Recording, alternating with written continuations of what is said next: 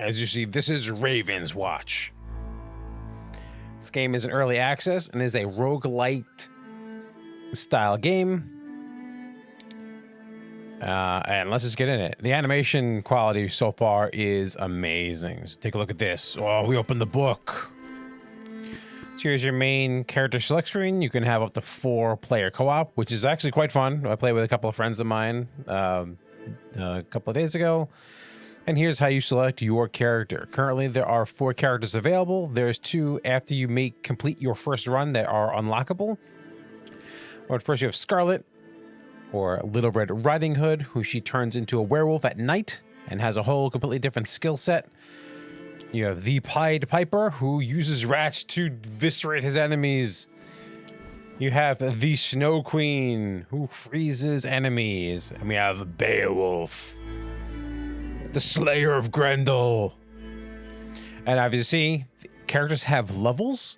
They can level up. Obviously, this is an out-of-game progression system, where just like in a roguelite, there's going to be weapons and abilities and upgrades that are going to be available, and more get unlocked as you progress with your particular character, because obviously the upgrades, for the most part, are character specific. There is some general unlockables for all characters, but for the most part, there are skill specific, item specific things that are for your character, and as you level up, you gain more access for them to be potentially dropped in further runs. So let's look at Beowulf's skills. You can look at all the skills here. So he has his little talent here. Every character has some sort of talent. Beowulf can call the worm to empower his next cooldown ability. He has like an auto attack skill. This has no cooldown. This is just kind of his normal sword swing. He has a little bit of an attack chain. Does more damage. Here he's got a little kind of like shockwave move that he sends out a shockwave around the ground and does damage. And as you see, if you empower it with the worm, it does more damage and sets enemies on fire, which is always a good thing. And I'll have different traits that kind of affect that. Whirlwind, he spins around doing damage. If he empowers with the worm, it does 50% damage. And he has a finisher part of this move where he kind of jumps on the air and smashes the ground and burns the enemies. He also, since he's a Viking, he has a shield. And you can block normal attacks. There are things I've learned that are unblockable, but you can block attacks. And then at the end of it, or you can either end it early or at the end of the charge that you're doing, he kind of smashes his shield forward and dealing damage. If he empowers it with the worm ability, he does 50% more damage with the final strike. And also the attacks that are blocked heal him and his allies for a percentage of the damage that would have been dealt to him.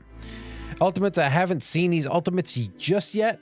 But yeah, we have one open. We have something that's locked here, but we have these 2 abilities that are ultimate abilities. And like I said, I haven't seen them happen yet, but we will see. Let's do a run just to see how this kind of game plays out. Shield high and blade sharp.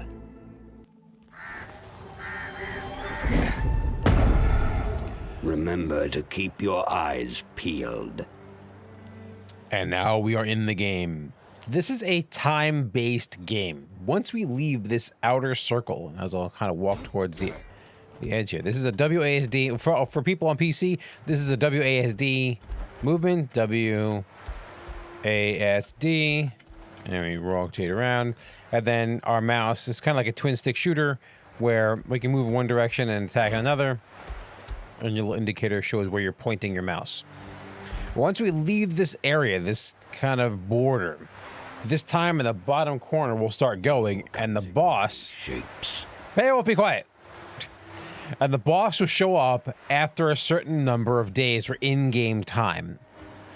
Obviously, we see some icons on the map, which will be useful to us. And we're trying to gain more power, which will be either levels, items, health upgrades, and also there are other things in the world that can potentially, if we destroy them, will make the boss weaker. And we don't really know where a lot of this stuff is. We do have a couple indicators. We have a chest up to the right of us. We have this kind of, I think this is money. There's a bunch of money there. And then that skull and crossbones is a locked area, which we must find a key to access if we want to try to go in there. We have a merchant here that we can go, and we obviously have no money, but we can see eventually you could be able to upgrade things you've acquired for your character, and you'll see as I upgrade things, you'll see things happen here. And we have even these consumables. Sometimes we get health, we can increase our vitality, and these are our base stats. And then, yeah, so this is the shop, and you can teleport back here. And we'll see the mechanic of us, how we can teleport back here. But there are spots on the map that lets us teleport back because we are on a it's timed, so you don't have a lot of time to rush back. So you got to be really efficient with your movements in this game. But it's kind of like the Hades kind of perspective of this very much kind of isometric top-down view. And we are going to select our first upgrade. All right, so we have either, remember we said we can ignite, if we upgrade some of our skills with our dragon or our worm, we can potentially ignite enemies. And this one will let them explode if they die while ignited. Or we have this quest, blocking increases our defense. And when we completed the worm when we empower our shield block, heals for more health for us. So being that we are by ourselves today, and it actually shows you, the defense for me is shift. And that's this ability right here. We're probably going to go with the quest because it is this is similar to Hades and games like it. There is a rarity system here. So obviously this one's already one level above common, so it's slightly better. Notice that the green text is what will be improved of the abilities. So we are going to select a rampart, and we're going to start that quest pretty early. And if we go back here, we can see if we had gold, we can upgrade it from rare to epic, and at 60% becomes 70%. So that, like I said before, that green text is what gets better. Let's plan our attack. We're going to go for the chest because we like to get items. As you see, that timer just starts. In 4 days, the master awakes. These are wicked adversaries.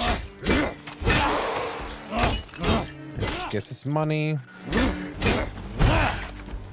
And we'll use our worm, and we'll right-click, and that's that ability. There is a dash move, and as you see, there's a little recharge right there. Let's just know that it's on cooldown until we can use it again.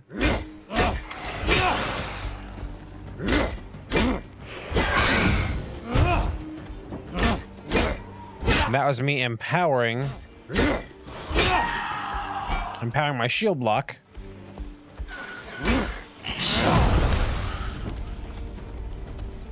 Remember, we have that quest. So we have to get 20 stacks, so 20 blocks.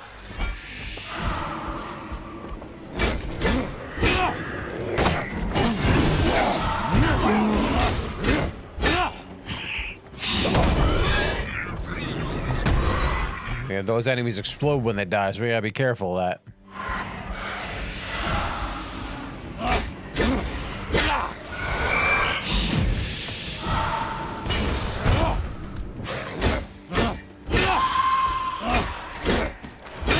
And we can only get 1 stack for our quest per use of our skill, no matter how many times we block for that skill.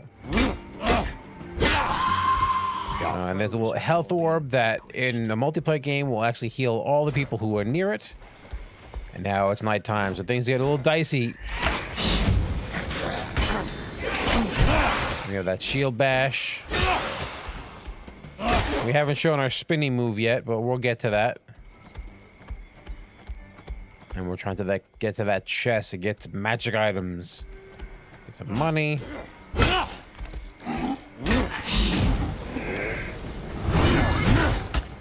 The shield block only lasts so long.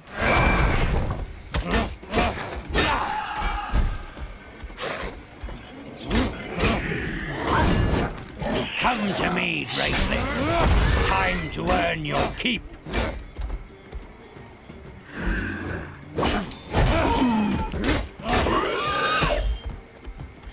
And then we go. See, we don't have that. I mean, Beowulf has the most health out of at least the 4 starting characters, but he doesn't have that much health. You take a lot of damage in this game. This game is not easy. There is a respawn mechanic. Let's try to heal up here. We deal heal for each ability we block. We only get 1 stack for our quest, though.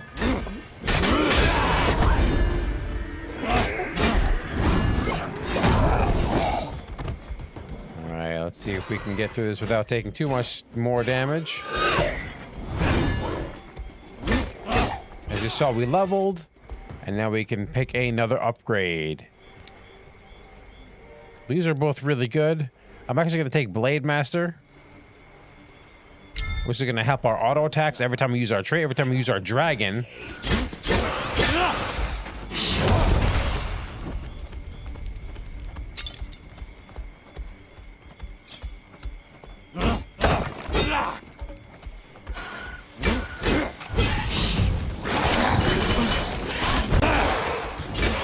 You're also going to see right here that each enemy has a little bar underneath their health, and this is a stun meter, I believe. So once this bar fills, they are interrupted and they go into this stun state for a short time.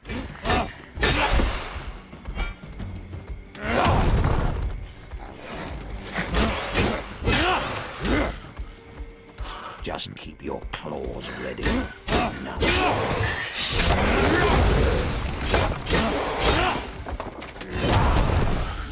Some characters actually have their abilities change if it's daytime or nighttime. Beowulf doesn't really change all that much. Come to me, Breakling. It's time to earn your keep. Day or night. He doesn't really care about the day or night cycle, but there we go. We get a magical object. So this gives us more health for each magical object carried. This gives us +1 damage for every vitality we have. Vitality is the heart. And then if we have negative, we only deal with 1 negative status, so we're not going to pick this one. We're probably going to go with the Horn of Plenty. So now we're prioritizing collecting magical artifacts. You see our vitality went up by 5, which means our maximum health went up by 5. And we just have to explore further. There's a chest here as well, so there's more magical items, which will actually help our vitality.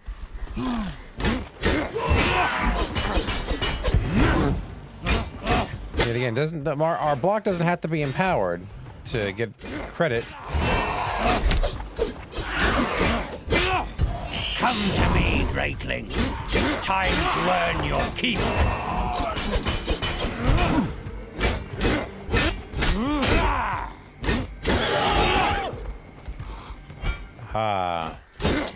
Let's get the item first, and then we're going to talk about what that purple circle's for.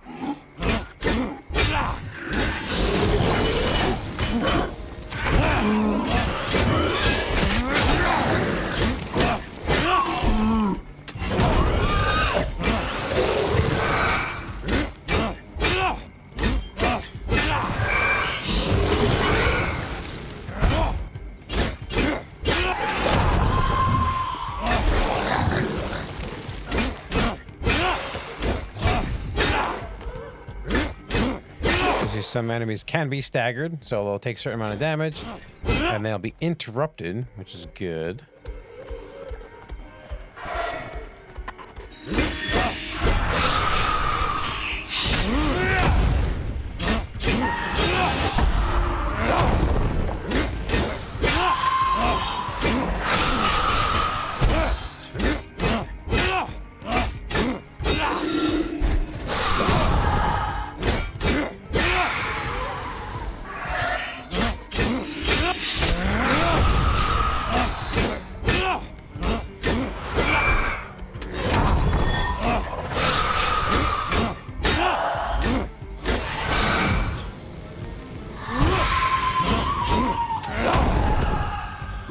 There we go. Here tonight. Open up this chest. Another magical object. Reduce defense cooldown by 20%. I believe the defense cooldown is our shield block, and as you see, our build is kind of focusing around our shield block. So we might want to pick that up. Yeah, we're going to pick that up. This will come in handy.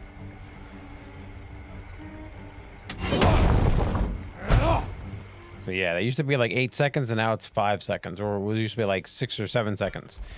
We can upgrade because we leveled up earlier.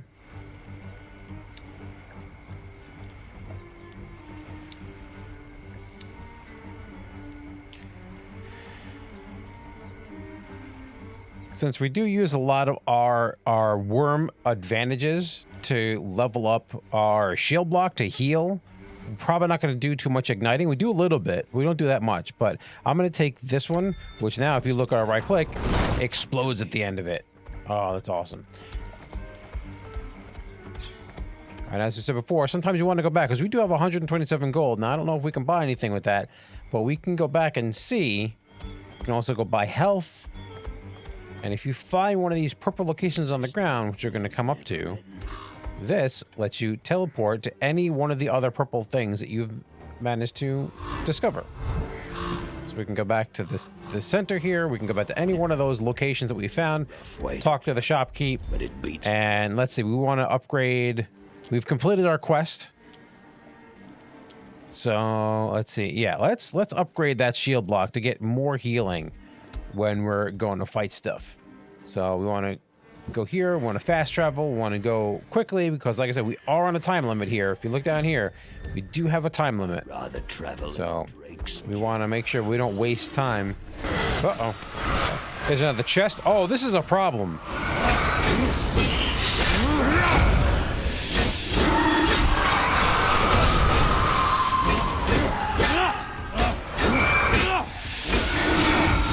See if we can heal up a little bit. Block that damage. Take out as many of these creatures as we can.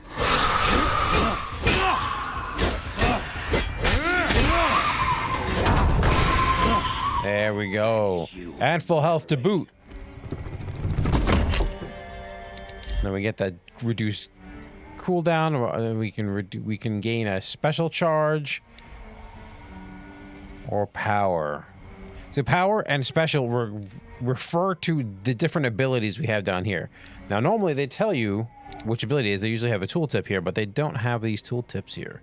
I'm just trying to remember which ability. I think this is power, this is special, this is defense, I believe. So we can get... Since we upgraded I believe our power move, I think we're going to take this one. That is one. That is power, special, and defense. They're a different scent. New item.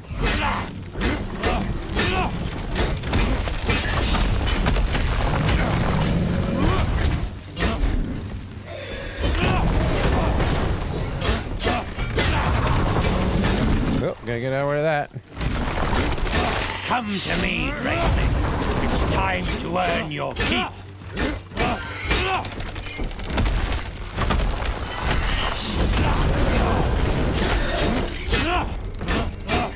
We are running out of time, so we want to be really quick about this. Oh, spiders!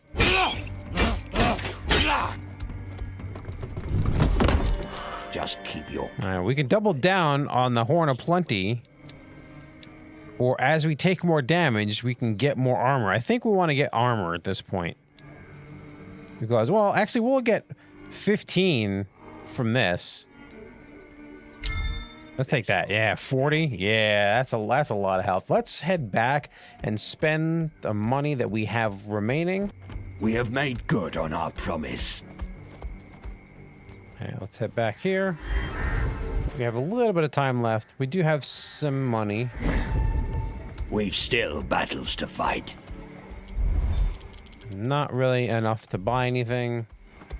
Let's see if we can quickly dart down here to get this money here. Straight south of us, right here. Might be able to just run straight towards it and get the money and get out. Oh, there's some health here. This will increase our maximum health.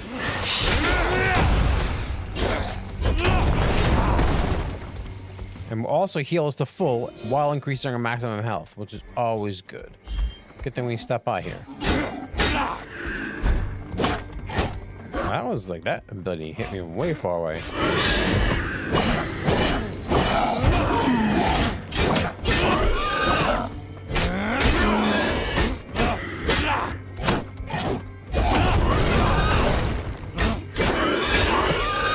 Reverie shall sleep calmly here tonight. Yeah, it's worth a lot of money. And I believe it's 24 minutes. 24 minutes is when the boss spawns. Come to me, Raven. It's time to earn your keep. So we are at maximum health, which is awesome. Let's maybe we can buy one. We have a lot of money now. We good thing we did what we did. Now we can make this legendary, which heals us for a lot. Or we can increase one of these other abilities. We can also gain a copy of one of these abilities. One of these magic items. We can get increased critical attack. We can get crit chance. We're really focusing on armor and health. Let's get 5 vitality. So we can't buy that now. And we can buy one of these abilities. Let's see. So this increases, so this decreases the damage penalty we have on our ability. Since we do use that a lot. Yeah, so this gives us 25% damage, and then this, yeah, let's take this. And that has upgraded those abilities. And then now, we're going to head over here, where the boss is. You don't have to, the boss will automatically pull you over there. But, and now I'm going to cut in a little bit of footage from when my friends and I tried this battle for the first time. Oh, shit! We did not die. Oh, shit! Fucking Lovecraft monster. Wow, I was not ready for this fight. Bullet hell. Oh, fuck me. Wow. I'm down in the corner. Yeah, well, everyone but Steve did not make that one. The correct answer is Gingerbread Man should be a character, and every time he takes like a crit hit, he like shatters into multiple gingerbread men, and he just becomes a yeah, he just becomes a platoon of gingerbread men.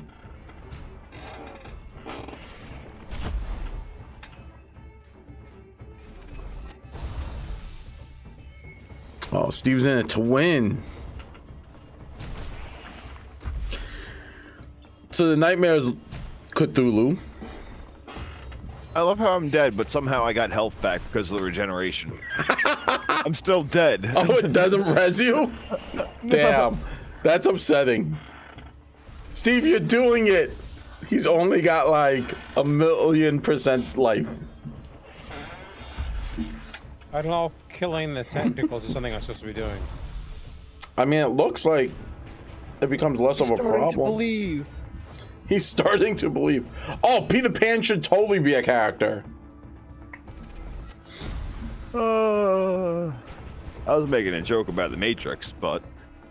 Oh, sorry. I went to Hook, which is... Oh, shit. No, it makes perfect sense. You know, that would fit a lot better in the theme? Oh, he believed too hard. Oh, there it is. Yes, to be continued, because obviously this is the early access version of the game, so there may be more levels or more runs. As you say, that your journey will continue in Chapter 2, reaching the deadly shores of the Storm Island. And then, yeah, so you can level up your heroes and you can do more stuff. So now as you see, you get like your standard kind of victory screen, how much damage you dealt, how much damage you took, how many feathers you used, and this will show for all the characters. And then next you have your level ups. As you see, we unlocked new upgrades. So we have unlocked Aladdin. These are the other two characters I was talking about, Aladdin, and I believe there's another character. But now we've unlocked, since we leveled up our character, we've unlocked these power-ups that now are potential drops that we can find in the game. When we level up, we get upgrades, when we have new objects for the magical items. And we have a new difficulty unlocked. And also you have in here, I really love the animation of this book. It's really awesome. We have the heroes. We have all the different heroes. Oh, okay. So we have to complete, maybe we have to complete the story with multiple heroes. And we've completed it with Beowulf. Maybe we need to have more heroes being successful. But we've unlocked Aladdin. And you can see all the different upgrades you can get with the character. You can look at their skills. Oh, so the enchanted blades. Okay, this is seems like yeah. Each character has their own kind of shtick and their own kind of gameplay loop that they want to achieve, and it's really cool that they have all these obviously all these characters from folklore, and they have completely clearly different gameplay styles. Like the Snow Queen, she wants to at some points get into melee with some close-in abilities, but she wants to stay at range, so she has a range attack, and she wants to freeze enemies and then destroy them. The Pied Piper is more of your ranged character with some minions that he sends his rats out to hurt people. Scarlett's a kind of like a thief / assassin with combo points. You build some combo points and then nukes down enemies. Obviously, you saw Beowulf. He's a very tanky, very slow, methodical character, but he can also defend the party from using his shield. He can also set people ablaze. And then we have Aladdin, which I haven't played yet. So I'm gonna definitely try all these characters out. But yeah, this is first impressions of Ravenswatch. I'm really digging the game. So it was my buddy and I, we play a lot of Skull, and we were like, man, wouldn't it be cool if they had a roguelike game that was cooperative? And all of a sudden, this game kind of showed up in my feed in Steam, and I'm like, yeah, right up my alley. Really cool. Like I said, high difficulty, which is what you want in a game, but you have internal game progression. You get those magic items, you get those level ups, then you have to fight the boss, and then it's going to be more levels and this higher difficulty. It's kind of what you want in a roguelite, where healing is a very limited quality. And obviously, you know, Beowulf had to heal based on his shield block, but he had to use his Drake to use it. So he has to put that on cooldown so he doesn't get access to igniting enemies and getting all that bonus that comes with it. So you can build completely with Ignite, and you can just use the shield block just for a little bit of healing. I kind of went all in with defense and healing just because it's kind of the gameplay style, especially when I was by myself. You know, with other players, they're going to be able to fill up some of those extra roles. So I really, in this game, needed to keep myself alive. But yeah, definitely take a look at it if you're interested in this game. And like I said, hopefully the development of this game goes very well. And there's more characters and more items and more of everything. This is Steve from Nothing Venture, Nothing Gamed. May all your die rolls read crits, and may you always roll max damage. See you later.